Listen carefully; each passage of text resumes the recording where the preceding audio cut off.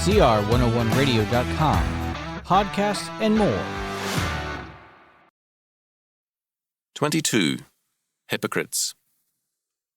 The word hypocrites comes from the classical Greek and meant one who played a part on the stage. A hypocrite was an actor who wore a mask to represent a character.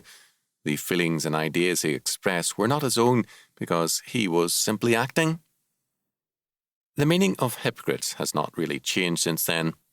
A hypocrite is a man who pretends to be something he is not. He is an actor playing a part.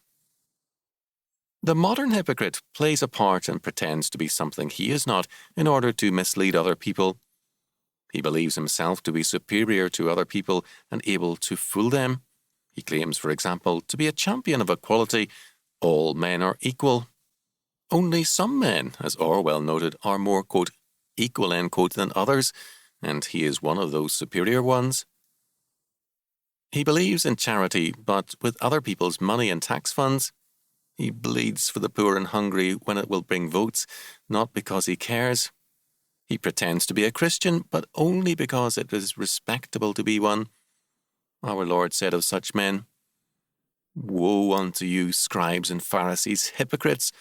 For ye are like whited sepulchres, which indeed appear beautiful outward, but are within full of dead men's bones and of all uncleanness. Even so ye also outwardly appear righteous unto men, but within you are full of hypocrisy and iniquity." Matthew 23, 27 and 28. As in our Lord's day, the church, and especially the clergy, is full of hypocrites.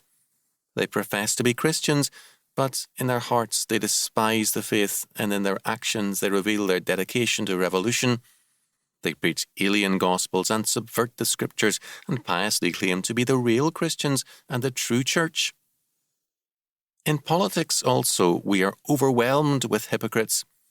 They profess to be for capital, labour or the farmer, but the states and federal governments grow richer and more powerful, and the people's properties grow more uncertain steadily. The more these politicians work to quote-unquote save us, the deeper we are in trouble. How shall we be rid of hypocrites? By refusing to be hypocrites ourselves. The woman who is impressed by a clothes horse is a woman who is trying to be one herself.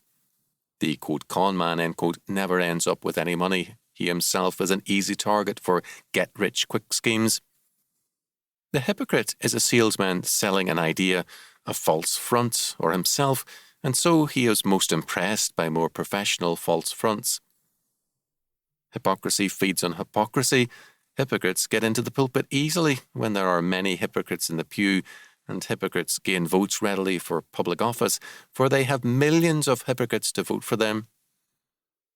St. James summoned believers to be, quote, full of mercy and good fruits, without partiality, that is, without wrangling, and without hypocrisy. James 3:17. Help stamp out hypocrisy. Live honestly before God and man, in faith and in obedience to God's law.